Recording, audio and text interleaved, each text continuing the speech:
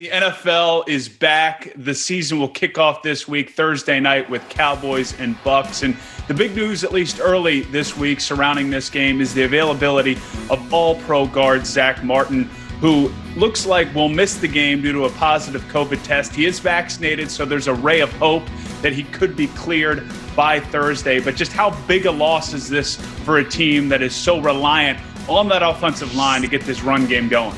It's obviously a big deal. You know, the Bucs opened as 6.5-point favorites in this game. Now it's up to 8. And, you know, we saw what Tampa Bay did to Kansas City and Patrick Mahomes in the Super Bowl last season when Kansas City was dealing with an injured offensive line. So this obviously could be similar. Zack Martin, he's a former first-round pick, a 6-time Pro Bowler, somebody who is obviously very important to everything Dallas does. You know, Zeke needs him to open up holes to run through. And Dak Prescott needs him just to prevent himself from getting hit. Remember, Dak Prescott is playing, you know, for the first time in a long time. He hasn't been hit in a really long time. And now trying to avoid those types of confrontations is going to be more difficult than they otherwise would be. Now, we should point out that, you know, Zack Martin, like you said, is vaccinated. So there is an opportunity for him to be symptom-free and test out of this. But almost nobody connected to the Dallas organization thinks that's a likely scenario. So the Cowboys are going to be shorthanded probably on Thursday night, and that's obviously less than ideal. Ezekiel Elliott calling Martin their best player, and it can't be said enough how much they rely on this offensive line to get that run game going. And it's going to be a challenge for Dallas as they hit the road here in week 1 against a team in Tampa Bay that brings back everything from that Super Bowl squad. So something to monitor here over the next few days. It's not official that Watson will be inactive on Sunday. That's been reported that backup would be the rookie Davis Mills out of Stanford. So big picture here, not so much the X's and O's of what Tyrod brings as a starter, but this seems to be the next chapter in what's been a disappointing story for the Texans going back to the offseason. Yeah, and like you said, it's no surprise. This has been heading this way for a while, but it's still just such a weird situation, you know, for the Texans to be going through. And by the way, I believe they're doing the right thing, but that doesn't make it any less awkward. So now the Texans are, you know, reduced to having to do this on their own. And now Deshaun Watson is presumably going to be watching for the foreseeable future. And perhaps, I guess this is on the table forever.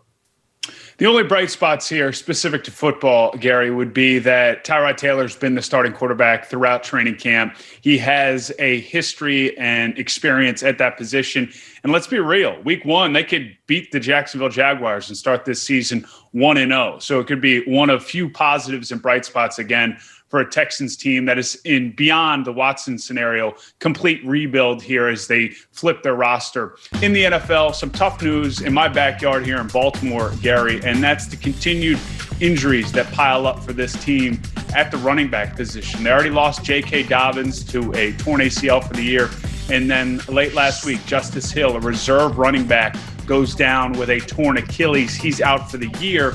Now, he wasn't going to be the lead back in replace of Dobbins, but he's a big-time special teams guy and was going to be a third down option. Can Lamar, you think, carry the load here along with Gus Edwards to try to fill the gap in what's becoming a pretty thin running back room? I think so, but like you said, it's a really thin running back room now. When you're 5 days away from the season opener and you're trying to add a running back or two, that's obviously less than ideal. Now, it should be noted that Lamar Jackson is Baltimore's best and most productive runner. So all is not lost. But again, when you lose 2 of your top 3 backs in the preseason, you're really facing an uphill challenge, especially when the goal is to get to a Super Bowl and you still got Kansas City and Buffalo, among others, sitting in front of you. It's been really a challenging preseason and training camp for Baltimore on the health front beyond just the running back room. I will say the kid Tyson Williams, who was on the practice squad a year ago, looked really good in the preseason. But again, it's the preseason. John Harbaugh knows how to manage the challenges that come with the roster when it comes to guys going down. I think the fact that your lead back is still your quarterback is a good thing for Baltimore, and they'll stay committed to all the things they want to do in the run game. But Gus Edwards becomes arguably as valuable as anybody on that roster not named Lamar Jackson, because if he were to go down for any reason, then I think it is too steep of a hill to climb, and they've got to get healthy at the wide receiver position as well. In baseball, the NL East, Gary, is starting to get exciting here down the stretch. Your Mets are making a run at things. You got all these teams kind of bunched up at the top. Who do you think comes out of this mix as you look at the Braves, the Phillies, the Mets, and the Marlins? As much as it pains me to say it or even think it, I believe it'll be the Atlanta Braves. The Phillies are obviously a threat, just a game and a half back of Atlanta. And I love that the Mets have gotten back into this, now just 4 games back, even after yet another Edwin Diaz blown save yesterday. His 6th of the season. Don't get me started on that guy. But, anything's possible, especially considering none of these teams are great. Any of them could fall apart at any time. But Atlanta is sitting in a good spot right here. And I think the Mets have probably just run out of enough games to play. They probably need to go something like 17-7 the rest of the way to have a shot. And they really haven't shown much, this season to suggest they can do something like that. I don't know why I mentioned the Marlins there. They have no shot at making a run at this thing, but I'm glad that they could get a shout out in the show there. Ahead of the week 1 of the NFL season, what matchup, what game are you most looking forward to sitting on the couch and enjoying? Mine is Jets-Panthers, which is on CBS. It's America's most watched network. It is the network of stars. And I know that most people look forward to the games that are perceived to be the great games.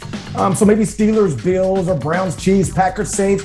But I prefer interesting storylines, and Jets-Panthers has some pretty interesting storylines. First, obviously, it's Sam Darnold starting against the franchise that drafted him. That's interesting by itself. But it's more than that, because it's also Sam Darnold starting against the franchise that drafted him, which is being quarterbacked by the player who was drafted to replace him, namely BYU rookie Zach Wilson. So this is interesting on multiple levels, and one way or another, it's going to lead to a massive story on New York radio come next Monday morning.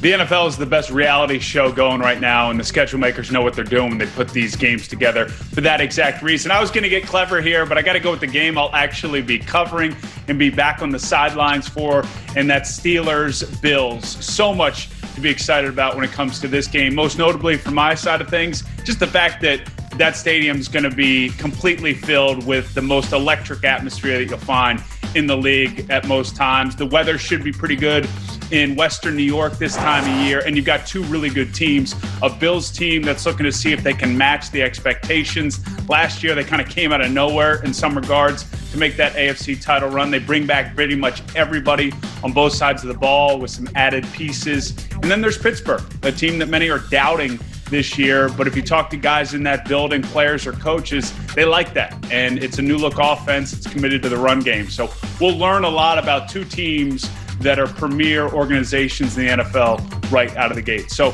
you really can't go wrong with any game, but I can't wait to cover that one again in Buffalo. But I just don't see a scenario, Gary, after all the discussion throughout training camp and the preseason, that they're going to trickle Justin Fields into certain plays and packages throughout this game to only fuel the energy in him being the starter and not having Andy Dalton as QB1.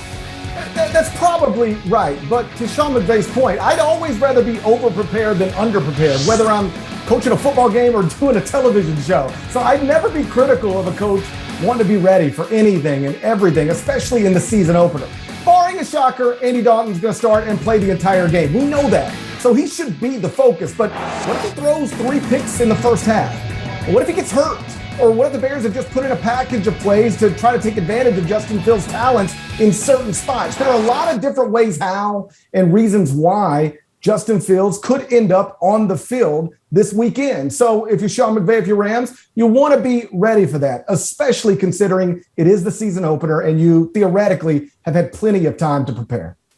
Yeah, it would be smart to get Justin Fields on the field, if not as the starter in certain packages, just to force defensive coordinators down the line here until he's the starter to have to take a portion of practice to work against plays that Fields would run. That does add up over the course of a week of preparation. At times, though, it can be overblown. Most importantly, though, I need to know, you actually prepare for the show? I thought we were just kind of winging it here for 30 minutes. If that's the case, I got to reevaluate everything, Gary.